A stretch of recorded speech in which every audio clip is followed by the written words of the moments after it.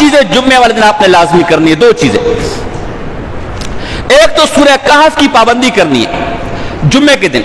یہ سورہ کہف کی اتنی فضیلت ہے، فرمایا جو جمعے کے دن سورہ کہف پڑھتا ہے ایک جمعے سے لے کر دوسرے جمعے تک اس کے نور ہی نور ہوتا ہے، اور ایک روایت میں آتا ہے کہ اس کے قدم سے لے کر 7ویں آسمان تک نور ہی نور ہو جاتا ہے، اور ایک روایت میں آتا ہے کہ جو سورہ کہف جمعے کے دن پڑھتا ہے کسی بھی وقت بھی، جیسے کل مغرب سے جمعے کا وقت شروع ہو گیا، آج مغرب تک جمعے کا وقت ہے، کسی وقت بھی پڑھ لے، رات کو بہتر افضل ہے، اور جو ایک دفعہ ایک جمعے کو سورہ کہف پڑھتا ہے اگلے جمعے تک جتنے فتنے مسائل پریشانیاں آنے والی ہوتی ہیں اللہ اسے اس سورہ کہف کی برکت سے اس پریشانیوں سے اس کو نجات دے دیتا ہے، اس پریشانیوں سے فتنے سے اس کو بچا لیتا ہے، حتیٰ کہ اگر دجال آ گیا تو اللہ اسے دجال کے فتنے سے بھی بچا لے گا۔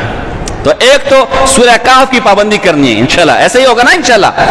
نمبر 2 ایک درود ہے، یہ درود آپ نے پڑھنا ہے۔ اس درود کی فضیلت علامہ سخاوی رحمہ اللہ جن کی کتاب القول البدی فی فضل الصلاۃ علی حبیب الشفیع، درود شریف کی بہت مشہور کتاب ہے۔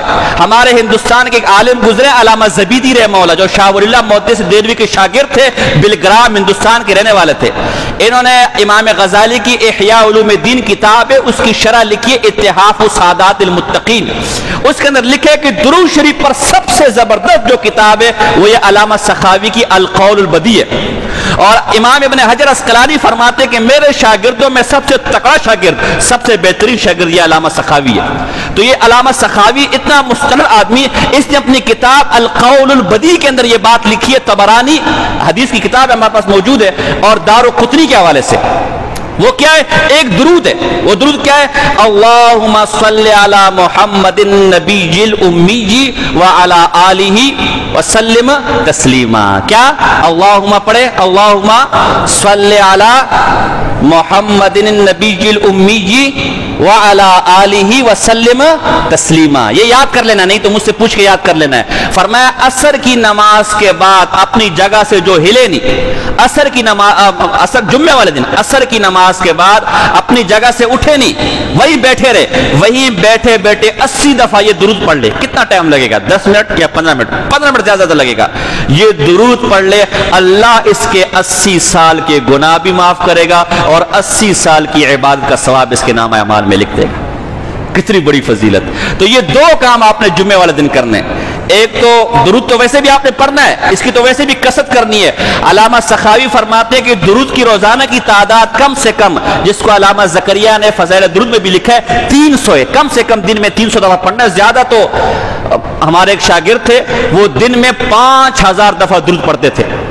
پھر ان پر ایک مصیبت آ گئی، ایسی مصیبت تھی کہ اس مصیبت سے یا زندہ آدمی واپس نہیں آ سکتا، یا مرا ہوا آئے گا، یا نفسیاتی ہو کر آئے گا، یا معذور ہو کر آئے گا۔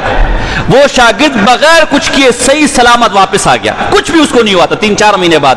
میں نے کہا یہ جو تو درود پڑھتا ہے نا، یہ اس کی برکات تھی، ورنہ بظاہر اسباب کے درجے میں تیرا زندہ واپس لوٹنا بڑا مشکل ہے۔ تو ویسے تو ہمارے مشائخ 1.25 لاکھ تک دن میں درود پڑھتے تھے، لیکن ہے کہ زہر ہم لوگ کمزور ہے، کوئی اگر پڑھنا چاہے بڑی برکت والی بات ہے، لیکن کم سے کم 300 دفعہ تو روزانہ اس کا معمول بنانا ہے۔ اور جمعے والے دن 2 چیزوں کا معمول بنانا ہے، ایک درود شریف ہے اور ایک جو ہے علامت اہل سنتی کثرت الصلاۃ علی النبی صلی اللہ علیہ وسلم۔ یہ اہل سنت کی علامت ہے کہ وہ نبی اکرم صلی اللہ علیہ وسلم میں کثرت سے درود شریف پڑھتے۔